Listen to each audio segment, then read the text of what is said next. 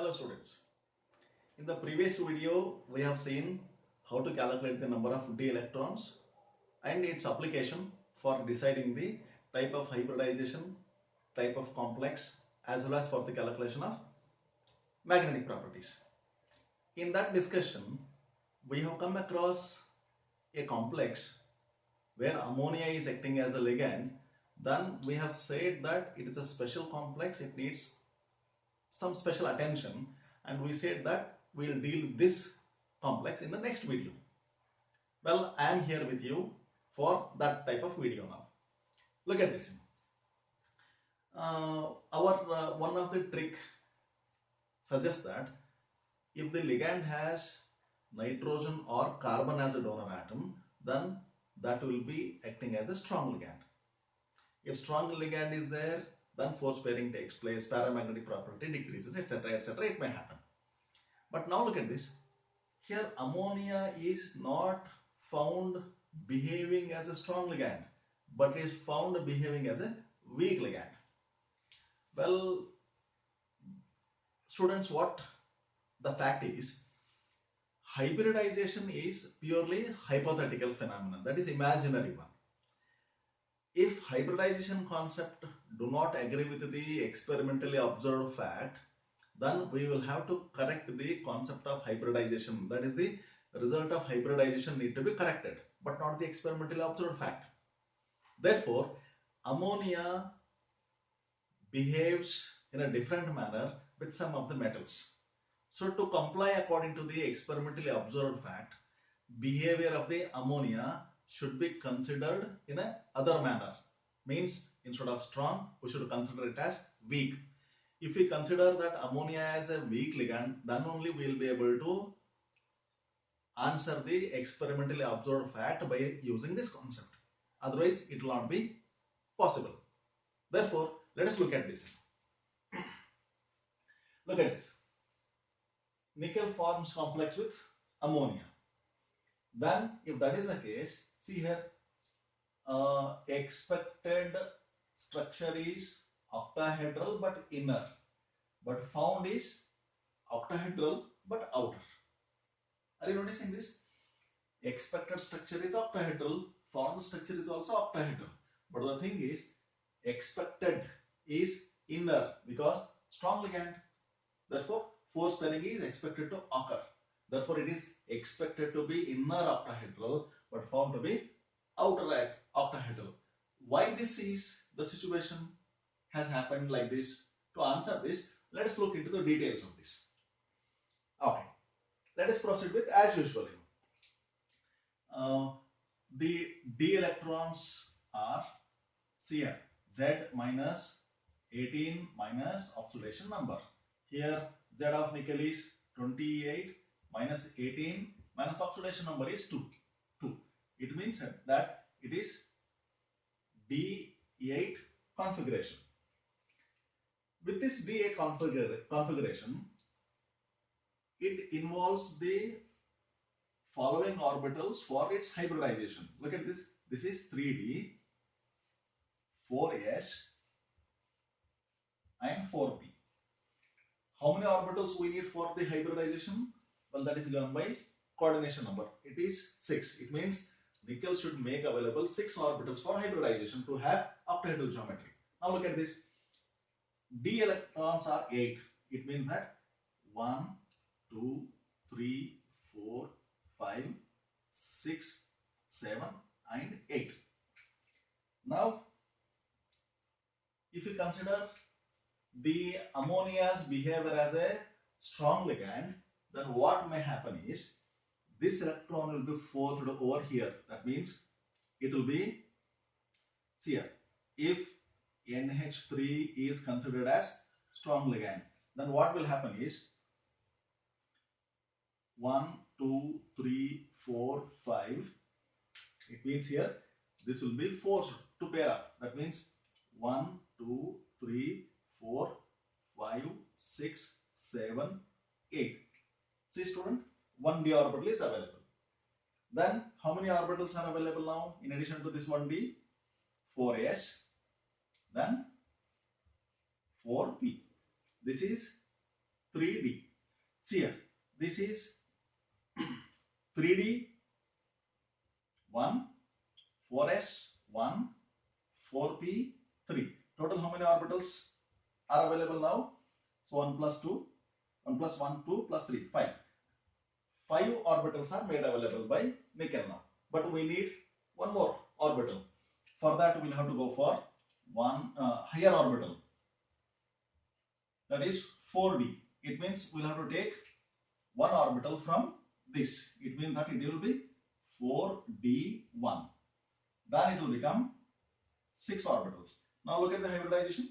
It is quite unusual, you know. See here. One is 3d, there are 2d orbitals. One is from 3d, another one is from 4d.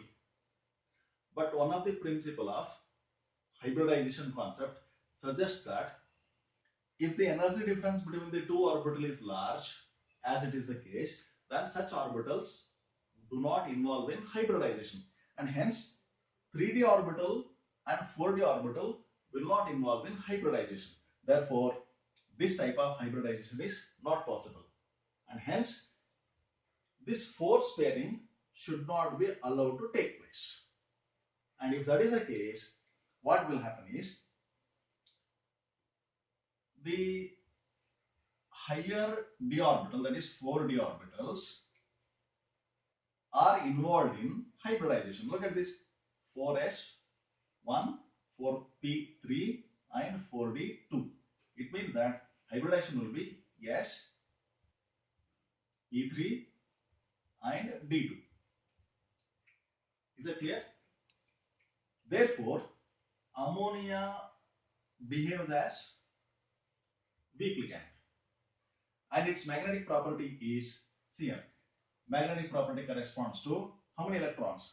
2. That means square root of 2 of 2 plus 2.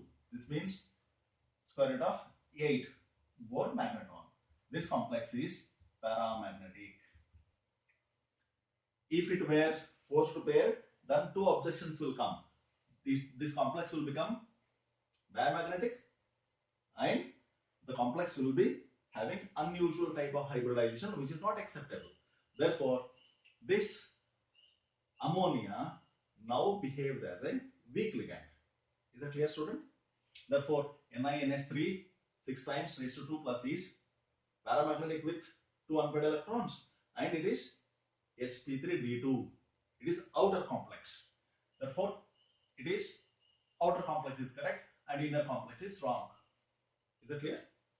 Okay. Now let us take this example, chromium. Let us look at the misbehavior of ammonia with respect to chromium. Okay. Once again, let us begin with d electrons. D electrons is equal to Z, 24 for atomic number of chromium is 24, minus for 3D series 18, minus its oxidation state is 3. Okay, it is 24 minus 21. This is equal to D has how many electrons? 3. It means that in the 3D subshell, it has got 3 electrons. In the beginning of the discussion, I said you student that forced pairing starts occurring from 4th electron only. It will not, whether the ligand is strong or weak, force pairing is not applicable with respect to the d orbitals when it has got electrons from 1 to 3. Force pairing starts only after 3rd electron, that is, it starts from 4th electron only. Therefore, there is no question of force pairing. Though ammonia is a strong ligand, force pairing should not occur at all. Suppose occurs. Suppose if you feel that if it occurs, then what happens, you know? This will be paired over here. Then what happens? D3 is involved in. That means, see here, we need 6 orbitals. 3 are from 3D, 1 is from 4s, and from 4p how many? 2 electron. 2. These must be taken. That means the hybridization will be D3sp2. which is not at all found. If it were the hybridization, then structure will not be as predicted by this. It is octahedral. It is not. It will not suggest that structure is octahedral. Is that clear? Therefore, expected is this according to the rules, but found is this. Are you noticing this? Therefore, as this type of hybridization is not possible, then forced pairing should not be allowed. It should be as it is. If that is the case, instead of using 3d orbitals, it will use 2d orbital with 1s and 3p orbitals. Now, how many orbitals are available? 2, 3, 4, 5, 6. It means that the type of hybridization will be D2sp3. This suggests that it is inner octahedral complex. Okay. Then its magnetic moment is how much? Square root of 3 plus 2 Bohr magneton. It is square root of 15 Bohr magneton. Clear, student? Ammonia once again misbehaves with chromium. Look at this. Observed this, it matches. Found is D2sp3, that is inner octahedral. It matches. Is it clear? This is not the hybridization. Now look at this. Misbehavior of ammonia with iron. Look at this. As usual, number of d electrons here will be Z, 26 minus 18 minus 2. It means that D6 status. Fe has 6 electrons in its outermost d orbitals. It means that, and it needs 6 orbitals for its hybridization. Let's look at this. 1, 2, 3, 4, 5. This is 3D. 4s. 1, 2, 3. This is 4p.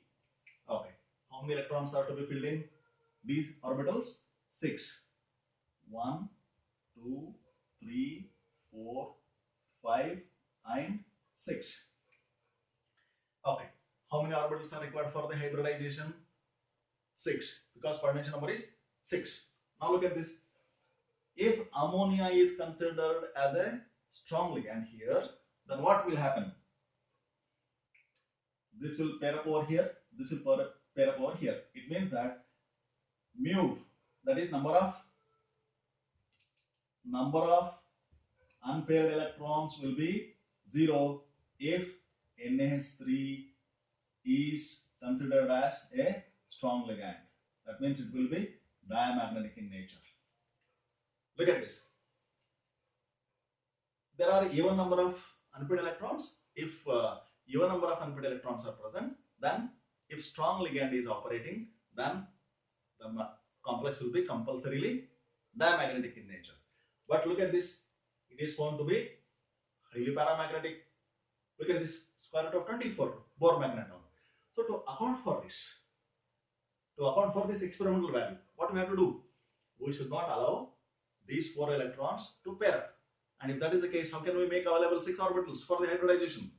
By considering next higher d orbitals. Look at this. That means we will have to consider even 4d orbitals. 4d orbitals. If that is the case, the type of hybridization will be S, P3, S1, P3 and D2. 6 orbitals. That means it is here outer octahedral complex. Outer octahedral is also called as high spin complex. Are you noticing this? And magnetic moment can be calculated as here number of unpaired electrons is equal to how many?